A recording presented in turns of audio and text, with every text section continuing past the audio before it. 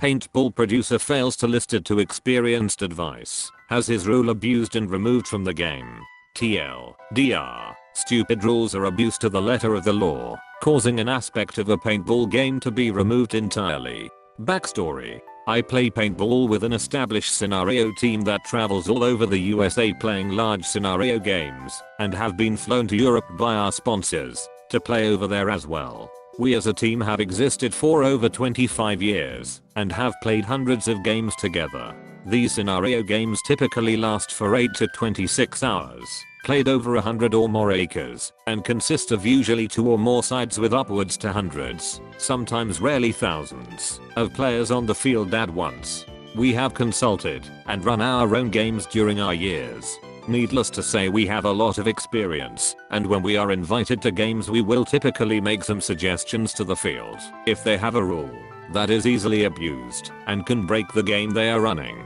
We usually do our best to explain the interpretation, as we don't want to ruin anyone's fun with poor execution.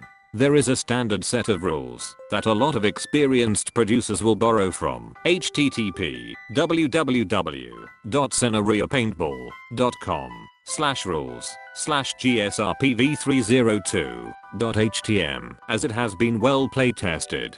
One of the aspects of most scenario games is the field role of a medic, a player who can revive a player who has been hit, provided some simple conditions are met. This allows players a second chance on the field without having to walk off and wait for reinsertion into the game. It can help add some fun, and usually helps prevent cheating, as a player can attempt to get healed and keep playing instead of having to deal with moral dilemma of the sometimes long walk off the field to wait to be reinserted if they are eliminated by the result of a boneheaded decision.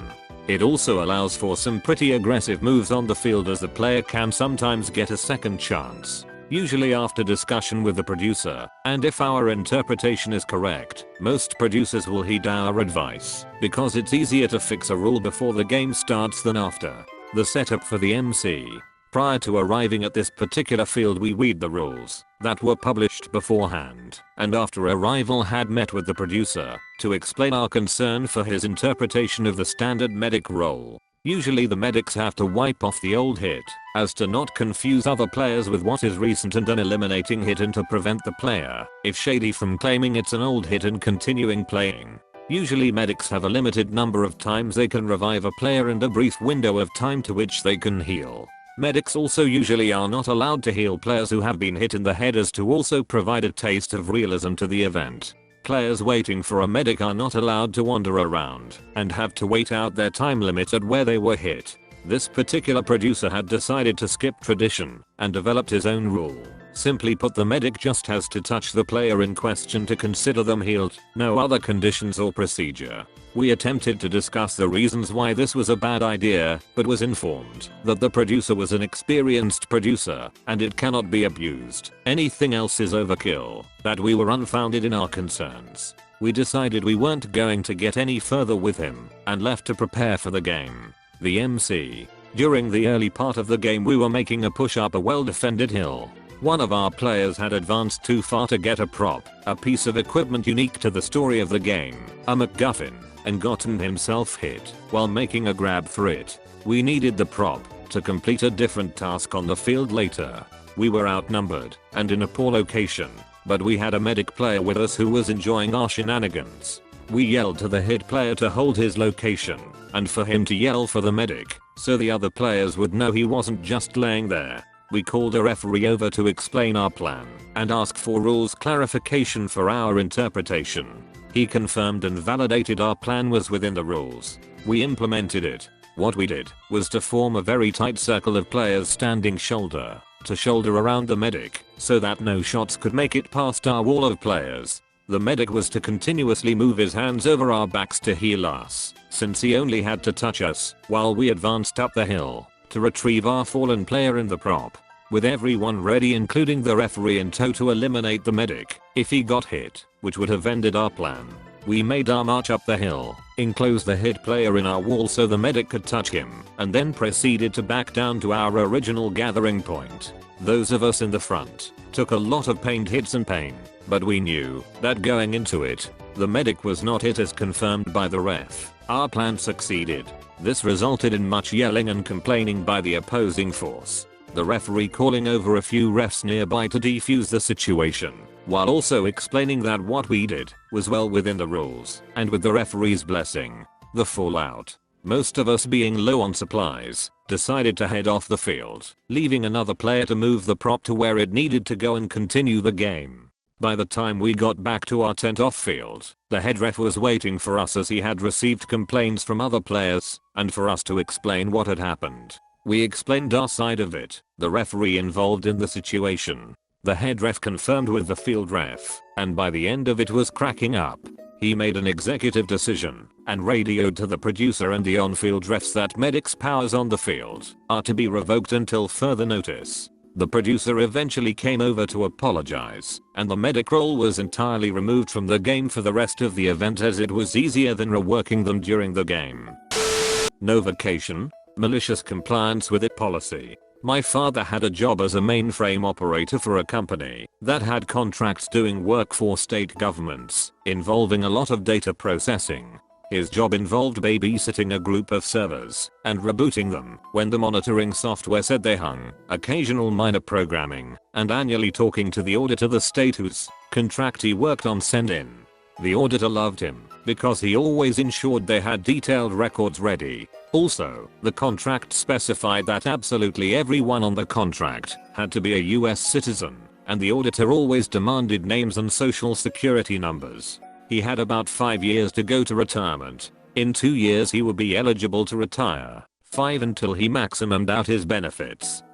They really desperately needed somebody to take the night shift, so he took it. He would be allowed to work from home full time, and he would be retiring soon anyway, and he would save a young married family person coworker from having to do it. Every fall he and I have a week's vacation together in Disney World, because he owns a timeshare there. 1 year, almost 3 years into the 5, he showed up looking kinda steamed, so after we checked and I asked him to spill the beans. It seems that his company had decided to sell off the division, and they were purchased by an outsourcing company in India just the week before. The new company told him he'd have to attend some mandatory meetings during our vacation. When he explained that he had vacation booked for that time and would therefore be unable to attend the meetings, they said, "No, you don't. Your vacation time was accrued with the old company and they approved the vacation time. You have no accrued vacation time with us. So if you want to take the time, it'll be unpaid, and we'll note in your hours record that you demanded time off without approval." He and I already had a few $1,000s sunk into the vacation, so he said okay and took it unpaid. When he got home, he immediately looked it up and figured out that if he retired in a few months, instead of waiting 2 more years, he would get about $50 a month less money. He decided that the money was worth it to him, so he started the process. The new employer instantly hired temps from India to work on the contract. My father pointed out to them that he was responsible for proving to the auditor that only US citizens in the US were working on the project, so the company flew them to the US. He pointed out to the employer that they still weren't US citizens. They shrugged, and he figured out that he would be retired before the auditor came around again, so they could deal with losing the contract after he left. He printed copies of his emails to them saying, "You can't do that or you'll lose the contract," and their emails to him saying they didn't care what he said and kept the prints to cover his behind. Meanwhile, the new company announced that he had to have a cell phone. The old employer had skipped that because everybody knew that cell phones don't work at his house, no coverage from any carrier, but the new company had a harden about it. He had to spend several hours doing paperwork about it, and then they sent him one. It didn't work, as expected, so they demanded he bring it into the office in person, which ate a couple days of his work time, because he had to get to a day schedule, then spend a day driving it in, then go back to a night schedule. When he drove it in, it looked at it, and of course they found nothing wrong, because there was cell coverage at the office. So it took that one, and they sent him another one. Lather, rinse, repeat. Then he had to get back onto a day schedule for them to send a technician around to determine where at his house there was acceptable signal so they could install a booster. This took several days of his work time, and of course, the tech was amazed that there wasn't any place at his house with any signal at all. They finally sent him a third phone, and he put it in a Ziploc bag and put it aside. Dad had a Windows XP laptop for work, and the current version was Windows 7. He's not an I refuse to upgrade person. The problem was that the company refused to pay for upgrades to the monitoring software for the mainframes, and the version they had would only run on XP. The ad department for the new company really wanted everyone on 7 and off of XP. He and all his coworkers refused. However, since they all worked at the office, they'd come in one morning and find they had a shiny new computer which wouldn't run any of their software, so they were an entire staff of IT professionals getting paid a salary to twiddle their thumbs. My dad wasn't there, so it couldn't get their hands on his laptop, and he became the only person who could tell what the servers were doing. It got increasingly nasty about it, until they finally cut him off the network entirely, and he had to get his boss to intervene. The time finally came for him to retire. It had been nagging him several times a day to make an appointment with them on retiring day, to give them his laptop and the unused cell phone, and he had to have a goodbye meeting with his boss anyway, so he was going in instead of mailing things. When the day rolled around, he went in, and it met him first, and took the laptop to be wiped and disposed of. Then he met with his boss. They chatted for a while, and then it occurred to the boss that the laptop kinda mattered, because it was literally the only computer left in the company with which they could run the vital monitoring software. My dad said, "Oh, it took it from me an hour ago to wipe it." The boss actually screamed no, and ran out of the room. My dad waited a while and left. He never saw the boss again. Unless you're in the middle of nowhere you have to work during vacation. Your salary, mobile, crap formatting and no TLDR. Okay, you broke me. TLDR at the bottom. I work for a small company in the trades as head of the ad department. Aka the only ad person. Truthfully, the gig is pretty great. Good pay, benefits, and I can come and go as I please within reason. The two people I have to answer to are the VP and CEO, and as is par for the course they know dick all about anything to do with technology, and generally leave me be as I'm good at my job and everything runs smoothly. Being a small company, a lot of us don't take vacations due to A, building the company, and B, not having replacements for the time we are gone. But after 2 years vacationless, we are in the US. My wife convinces me to use the time I'm given to decompress and take a small, 1 week, getaway. I talk to VP, and he gives me the thumbs up to take the time barring I get everything in order and do some minor teaching to other staff in case of an emergency. Cool. Easy. Enter FOD, Field Operations Director, a man who is an attack dog for the VP for no reason, as the VP is nothing but polite and reasonable. FOD loves giving everyone a hard time, adding steps to tasks to make himself look like he's part of the process, reminding everyone how much of a boss he is to the rest of us in management, and calling me a nerd any chance he gets. Fair to say, I dislike FOD immensely. After making my rounds with other staff, it's FOD's time to do some scary computer related learning.